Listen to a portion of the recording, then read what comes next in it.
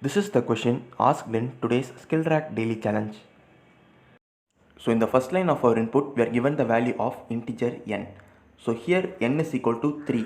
So we have to print our output in 3 lines. So in every line, we have to print the characters A, B and C. And before printing the character, we have to print the previously printed pattern. So the first line doesn't has any previous pattern. So in the first line, we will always be printing only the character A. And in the second line, we have to print the character B. So before printing the character B, we have to print the previously printed pattern. So previously we have printed the alphabet A. So the character B must be surrounded by the previously printed characters. So here we have previously printed only the character A. So first we have to print A, and after that we should print the character B, and again we should print the character A. So here we can see that the character B is surrounded by the previously printed pattern. So the B is present in between A. And now in the third line we have to print the character C. So again using the same procedure, before printing the character C, we have to surround it with the previously printed pattern. So previously we have printed A, B, A. So before and after printing the character C, we have to print this pattern ABA. So first I print ABA, and then for the third line I print the character C, and again I print the pattern ABA. So this is how we should be printing our output. Here the value of n was equal to 3. So we have printed only 3 lines of output. So in our expected output also we can see that we are printing the same characters. So this is how we should be printing our output. Now let us see our sample input 2. So for sample input 2, the value of n is equal to 6. So using the same procedure, we have to print our pattern. So totally we have to print 6 lines. So as usual, in the first line we are printing only the alphabet A, and then in the second line B is surrounded with A, and then in the third line we are printing C, and it is surrounded by the pattern ABA in both left and right. And in the fourth line, the character D is surrounded by the pattern ABA, CABA in both left and right.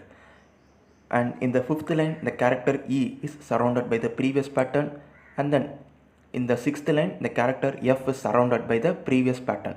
So this is how we should be printing our output. Now let us see how to write a C program for this. So in the first line I am creating a new integer n, and in the next line I am accepting the value of the integer n, and then I am creating a new character named current character, and I am setting it initially to A, and then I am creating a character array named previous pattern, and the size of this character array is 10 lakh, because when we keep on expanding our pattern, the pattern will be becoming big.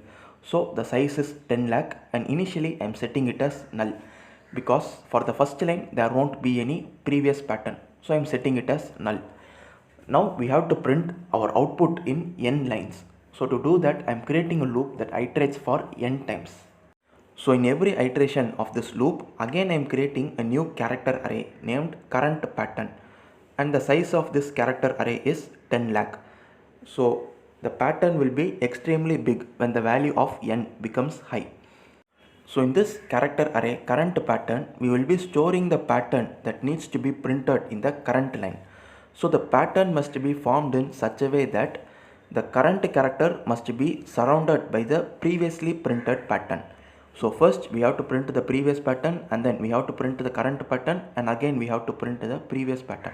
So this complete format will be stored into the character array named current pattern. So initially for the first line, the previous pattern will be null, because for the first line there aren't any previous pattern, and we have already set previous pattern as null. So in the first iteration we will be printing only the character A. So first we have to store our pattern into the character array. So to do that we will make use of this sprintf function. Within the arguments, first we pass the name of the character array. So the character array name is current pattern, and then within the double quotes we give the specifiers. So first the previous pattern will be in a string format, so I am giving %s, and then the character, so %c, and then again the pattern, so %s, and then we will be giving the source. So previous pattern and then current character and again previous pattern. So these three will be concatenated and stored into the character array named current pattern. And the concatenated characters stored into the character array current pattern would be the output for the current line. So using a printf statement, I am printing the characters present in the character array current pattern. So now this current pattern will be the previous pattern for the next line. So I am copying all the characters present in the character array current pattern into the character array previous pattern. So initially the previous pattern will be null, and in the next iteration the A will be stored into previous pattern and then AB will be stored. So like this the previous pattern will be updated in every iteration of this loop. And also we increment the value of the variable current character. So we will be getting our output in desired pattern. Now let us check our program with the sample test cases. So I have given the sample input 1 and our expected output is here. So we also get the correct characters as our output. Now let us check our program with the sample input 2. So for n is equal to 6, we have to print 6 lines of output. And this is our expected output. So we also print the correct characters as our output. So this is the logic behind today's daily challenge. Thank you for watching.